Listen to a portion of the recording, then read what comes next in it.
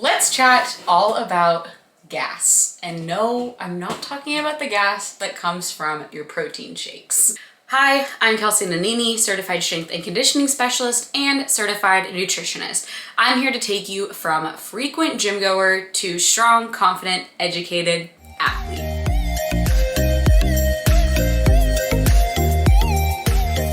And I'm gonna do just that today, chit-chatting all about gas. The ring light is super annoying, but also the lighting in my room is horrible.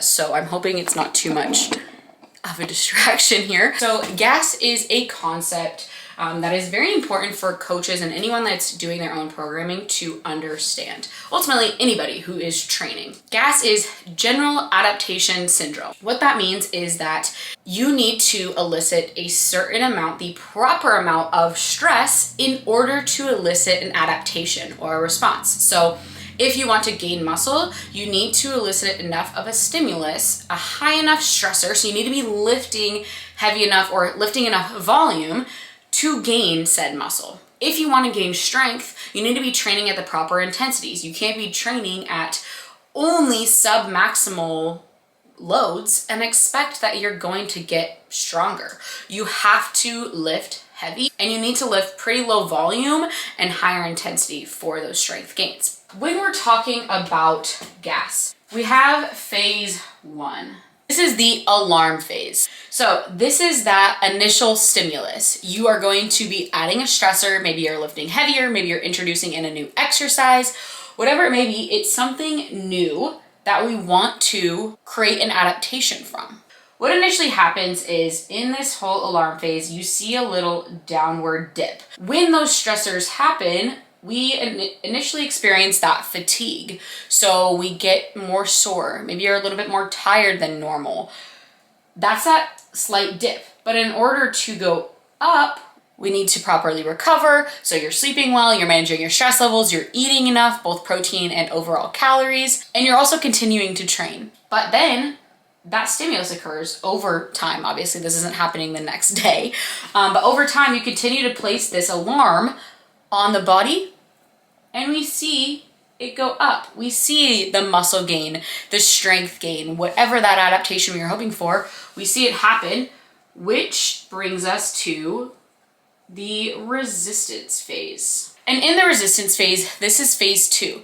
This is where that adaptation has occurred. We see supercompensation where, again, the body has adapted, we've gained that strength, and now it's time for a new alarm phase. See, this is kind of the same thing. A new alarm phase starts, we notice that fatigue, and then boom, we're back at the resistance phase and we get a new baseline. We're continuing to find this new baseline over and over and over again. This is what happens in an ideal world. This is what we want to happen. This is what we need to continue to grow in a sustainable way long term. However, there's a phase 3. We don't want to be here. The exhaustion phase is overtraining. Now, overtraining is a concept that is overused and misunderstood oftentimes. Signs of overtraining that people mention are actually more so like a non-functional overreaching, which doesn't take as long to come back from. Exhaustion phase, overtraining, takes months, even years to come back from. But overreaching is more so, it can be functional and non-functional. Functional is like a planned way of overreaching. That's how we're gonna get that stimulus. Non-functional is unplanned and it's on its way to overtraining. So it's important to address that when it occurs instead of it becoming exhaustion or overtraining. How do we get to this exhaustion point? First off, the signs of this. This is when you may start to notice plateauing. The lifts are a lot harder to get through. You're gradually decreasing your load while maintaining the same volume, or maybe you're attempting to keep the same load, but your volume is going down. You're not able to complete as many reps. You're not looking forward to any training sessions. You're going into the gym super fatigued. You're not sleeping well. You're really just feeling run down. And there are a lot more adverse effects that can come from being in this exhaustion phase, but these are the signs so you can stop it before it happens, hopefully.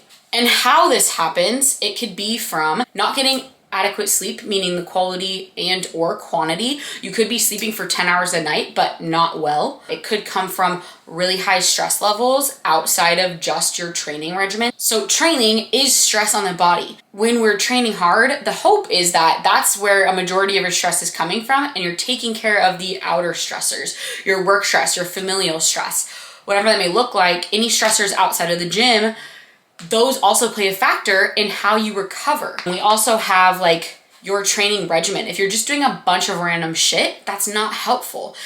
Take, for example, just doing a bunch of different group fitness classes where you're going hard.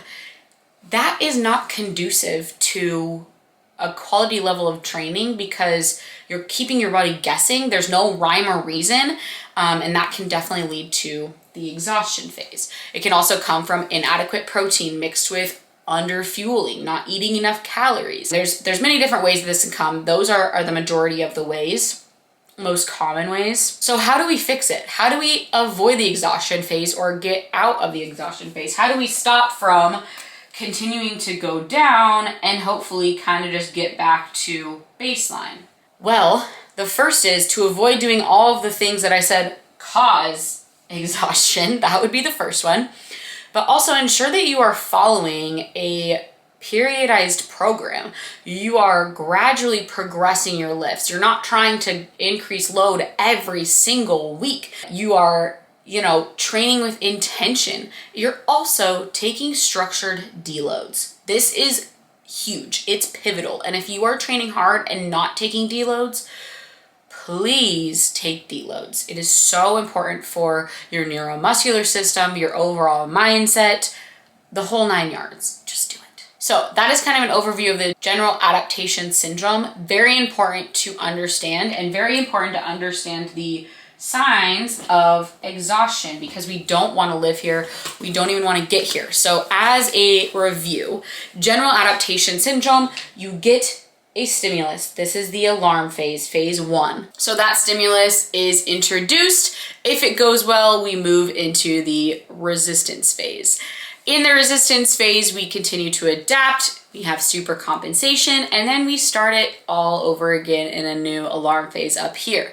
However, if we are overtraining, if we are continuing to overreach in a non-functional way, bada bing, bada boom, we get exhaustion and we just downfall.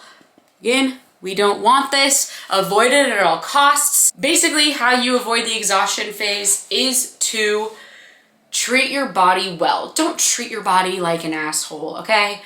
Prioritize your recovery more than you prioritize the stimulus itself, more than you prioritize the stress of training itself. Training obviously is important, training hard, staying consistent, but so is taking care of your body. So eat enough food, sleep 7 to 9 hours at night in a quality manner.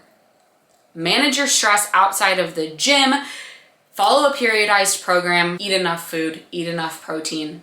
Take care of your body as a whole, treat it like a temple that it is, and you will reap the benefits of that resistance phase. Thank you guys for watching, and I'll see you in the next one.